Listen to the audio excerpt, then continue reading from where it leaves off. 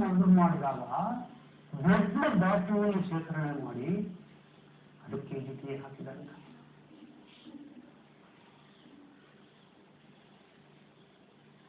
ಹೌದು, ಅದೊಂದೇ ಸಾಧ್ಯತೆ ಕಾಣಿಸ್ತಾ ಇರೋದು.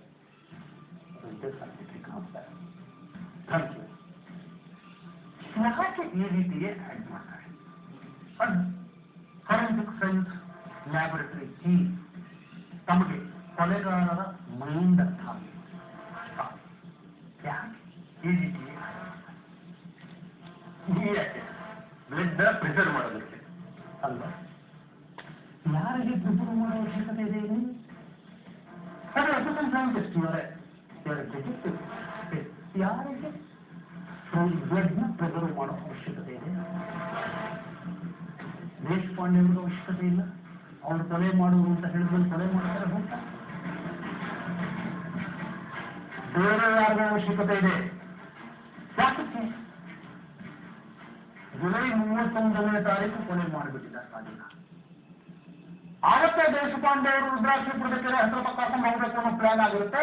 ಆದ್ರೆ ದೇಶಪಾಂಡೆ ಅವರು ಸಡನ್ ಆಗಿ ಬೇರೆ ಊರಿಗೆ ತುಂಬ ಹೊರಟೋಗ್ಬಿಡ್ತಾರೆ.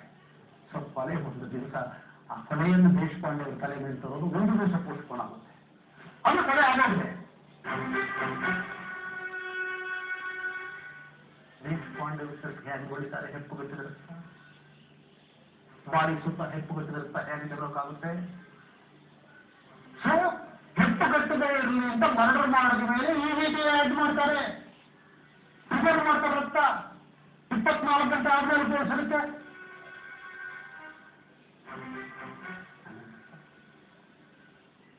ಸೊ ಹಿಂದಿನ ದಿವಸ ಯಾರೋ ರಾಜುವನ್ನ ಕೊಲೆ ಮಾಡಿ ರಾಜು ದೇಹದಿಂದ ಬಂದ ರಕ್ತವನ್ನ ಬಾಟ್ಲನ್ನು ಇಟ್ಕೊಂಡು ಅದಕ್ಕೆ ಈ ರೀತಿ ಆ್ಯಡ್ ಮಾಡಿ ಅದನ್ನ ಹೆತ್ತಗಟ್ಟಲೆ ಇರೋ ಥರ ಪ್ರಿಸರ್ವ್ ಮಾಡಿ ಆಗಸ್ಟ್ 1ನೇ ತಾರೀಕು ರಾತ್ರಿ 9:07 ಗಂಟೆಗೆ ದೇಶಪಾಂಡೆ ಅವರಲ್ಲಿ ಕರ್ಕೊಂಡ್ಬಂದು ಅವರ ಶೆಲ್ಟಿಗೆ ರಕ್ತಾನ ಮೆಟ್ಟಿ ಶಶಿಕಾಂತನ ಶೆಲ್ಟಿಗೆ ರಕ್ತಾನ ಮೆಟ್ಟಿ ಆಮೇಲೆ ಗಾಡಿ ತಂದನ್ನು ಹಾಕಿ ಸುತ್ತ ಆ ರಕ್ತಾನ ಚೆಲ್ಲಿದ್ದಾರೆ.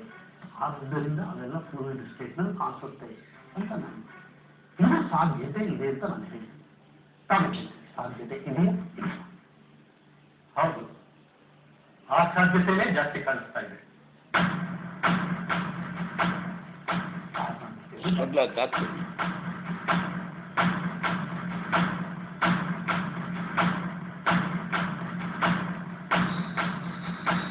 ನಾನು ರಿಪೋರ್ಟ್ಗಳನ್ನ ಗಮನಿಸಬೇಕಾಗಿತ್ತು.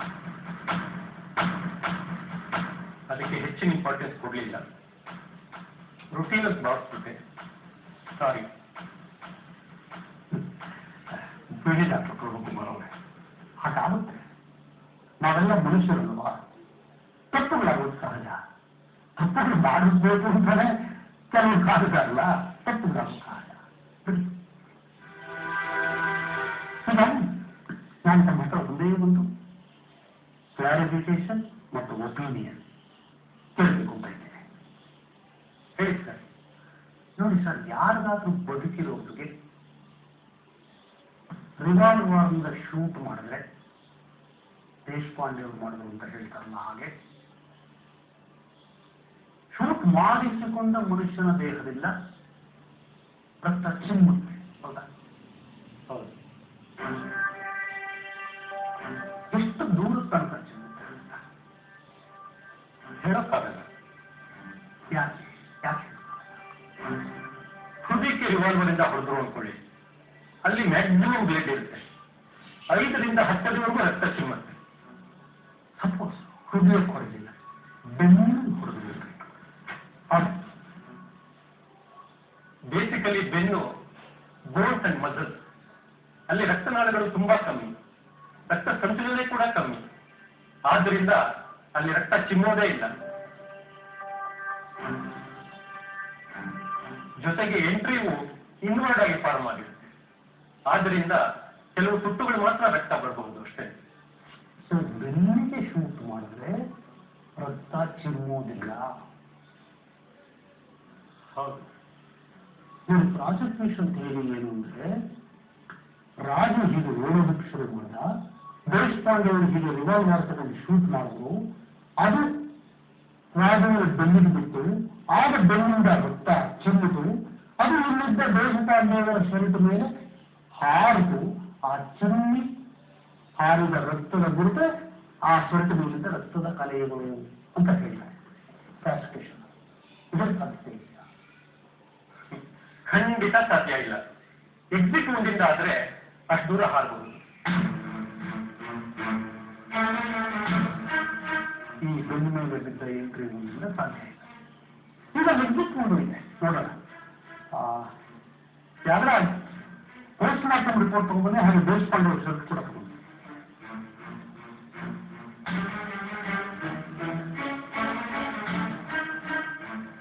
ನೋಡಿ.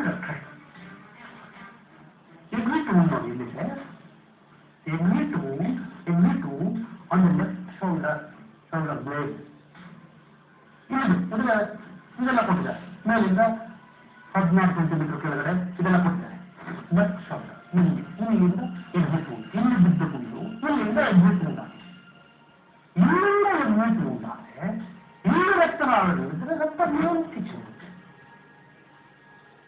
ರಕ್ತ ಮೇಲಕ್ಕೆ ಸುಮ್ಮನೆ ಹೀಗೆ ಕೆಳಗೆ ಬಿದ್ದರೆ ಅಕಸ್ಮಾತ್ ಅಸ್ಮೇಲೆ ಹೋಗಿ ಕೆಳಗೆ ಬಿದ್ದು ಅಂತ ಇಟ್ಕೊಳ್ಳಿ.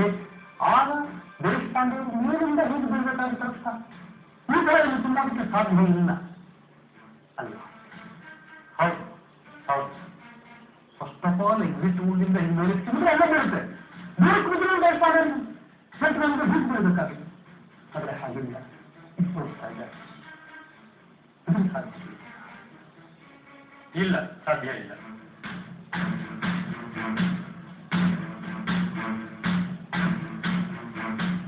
ಸಾಧ್ಯ ಇಲ್ಲ ಅಂದ ಮೇಲೆ ಪ್ರಾಸಿಕ್ಯೂಷನ್ ಕಥೆ ಇದೆಯಲ್ಲ, ಅದೊಂದು ಸುಳ್ಳು ಮತ್ತು ಕಥೆ ಅಲ್ವಾ?